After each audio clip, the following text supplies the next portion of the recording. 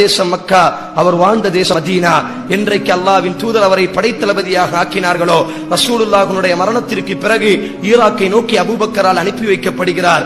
அதுதான் மதீனாவை அவர் பார்த்த கடைசி நாள். அதற்கு பிறகு தனது வாழ்க்கையினுடைய அத்தனை நாளையும் யுத்தகலத்தில் தான் காலித் இப்னு வலீத் கழித்திருக்கிறார். தனது மனைவியோடு கழித்ததில்லை, தனது குழந்தைகளை பார்த்ததில்லை, தனது தாயையும் அதற்கு பிறகு பார்த்ததில்லை.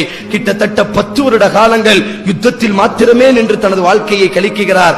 இப்பொழுது காலித் சொல்கிறார், நான் மரணித்து விட்டால் எனது தாய்க்கு நான் சலாம் சொன்னேன் என்று சொல்லிவிடுங்கள் என்று சொன்னதற்கு பிறகு இப்பொழுது அவரை எழுந்திருக்க சொல்கிறார். காலித் இப்பொழுது சொல்கிறார், என்னை தூக்குங்கள் என்பதாக. இப்பொழுது தூக்கப்படுகிறது. இப்பொழுது காலித் இப்னு வலீத் அழுகிறார், யா அல்லாஹ், யா அல்லாஹ், எந்த ஒரு காயமும் உனது பாதையில் மரணிக்கக்கூடிய பாக்கியத்தை தரவில்லையே, எந்த ஒரு காயமும் உனது பாதையில் ஷகாதத்தை அடையக்கூடிய பாக்கியத்தை தரவில்லையே. ஃபலா நாமத் அயுனுல் ஜுபலா, வீரனினுடைய கண்கள் எவ்வாறு யா அல்லாஹ் ஷகாதத் அடையாமல் உறங்க முடியும்? வீரனினுடைய கண்கள் எவ்வாறு யா அல்லாஹ் பணியும்?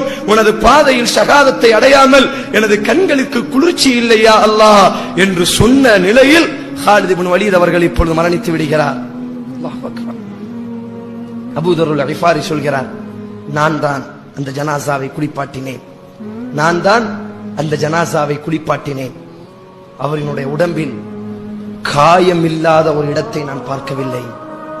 தண்ணீர் ஊற்றக்கூடிய அத்தனை இடங்களும் வெட்டுகளால், அம்புகளால் ரத்தங்கள் வழிந்து கொண்டே இருந்தது.